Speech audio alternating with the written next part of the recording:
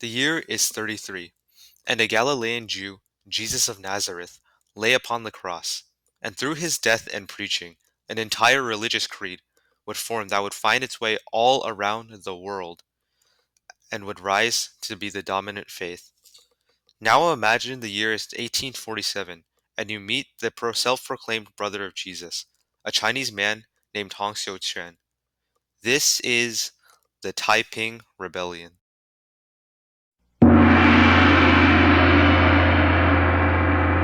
In the 19th century, the Manchurian Qing dynasty, which had ruled over China for over 100 years, was on the path towards collapse as the country was ravaged by famine, natural disasters, and devastating military defeats such as the First Opium War from 1839 to 1842, all culminating to catalyze the inevitable collapse of the empire.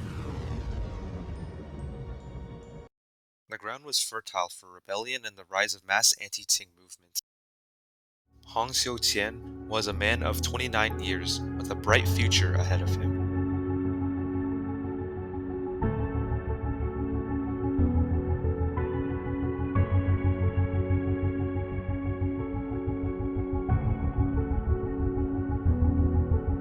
He sought to obtain a position in the Qing government.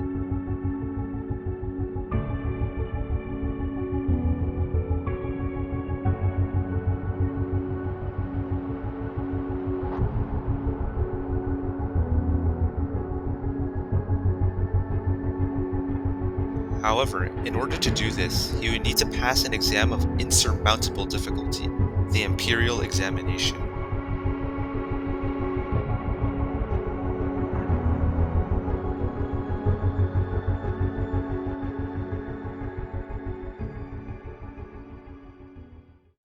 Unfortunately for Hong, he would fail not only his first attempt at the examination, but also his second attempt, which was kind of embarrassing.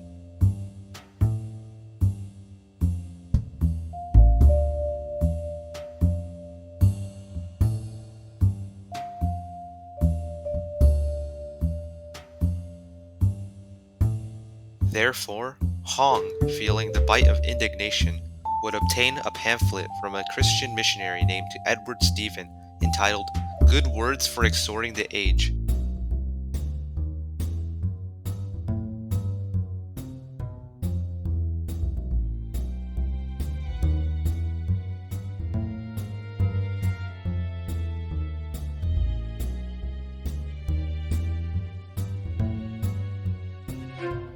Yet, for a time, Hong would ignore these pamphlets and put them aside.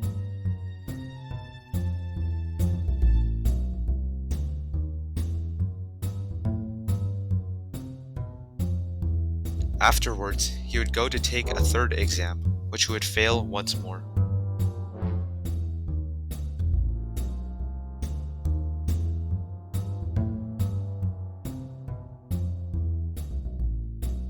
This time, delirious, Hong returned home and fell into a deep illness, which would be cause of much concern for his relatives.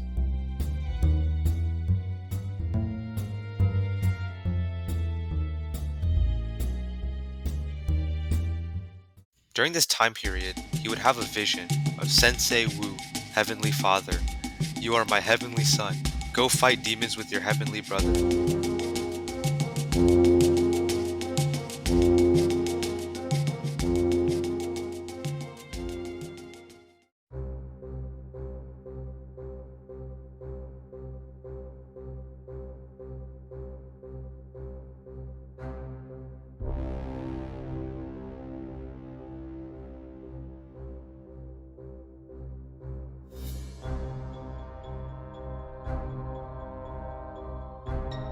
Hong would be prompted to examine his Christian pamphlets more closely. I understand now. I am the younger brother of Jesus Christ, and I have been given a mission by the Heavenly Father to cleanse the land of the Chinese from the demons. Hong would go around on an iconoclastic mission, destroying and burning any Buddhist and Confucian statue he could find, going as far as to forge a symbolic demon-slaying sword for himself and his cousin. His earliest and most trusted converts were, interestingly, his relatives and those who too failed the imperial examinations, including Feng Yushan, who had founded the god-worshipping society, which developed into Taiping Christianity. Hong would preach across the nation with his early group of followers, being persecuted by local authorities, yet also obtaining a rank of recognition amongst the various Protestant missionary groups within China. He would go through many trials and tribulations, getting robbed of all of his belongings, which did include his sword.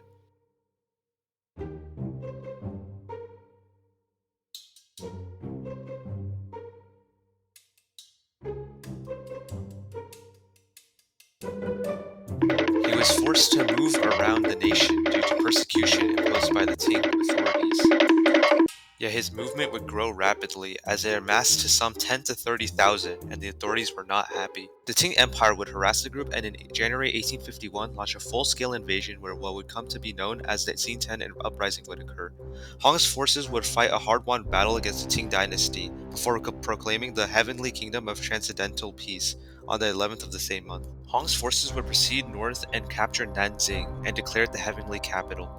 They were crushed in the north, and the Western Front would only provide a small bit of territory for them. Hong would establish a theocracy, and some of the first reforms he would carry out would be to base the imperial examination around the Bible, and to also abolish private property. He provided a great deal of gender equality, while also heavily segregating the sexes, going as far as to prevent married couples from contact with each other. His government would additionally punish the use of opium, gambling, tobacco, alcohol, prostitution, and slavery with death. Despite the stunning wave of victory Hong and his army would achieve, these would all be rather short-lived. Zheng Guofan, an imperial commander, would raise an army of regular soldiers that performed much better than the dilapidated and failing Qing army. Xiang army would conquer Jiangxi province in May of 1858, which would certainly devastate the Taiping Revolution. Hong decided to hire Hong Rengan.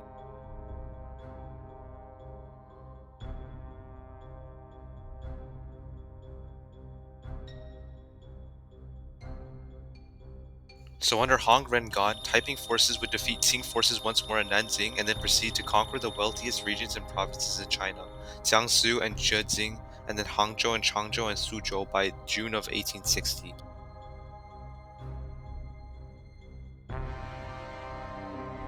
However, this would be all the success the Taiping rebels would have.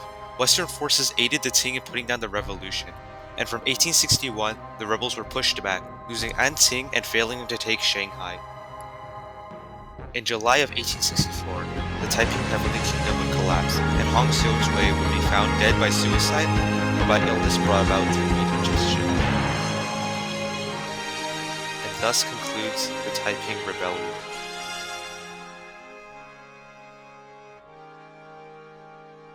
Until a communist revolution about a century later.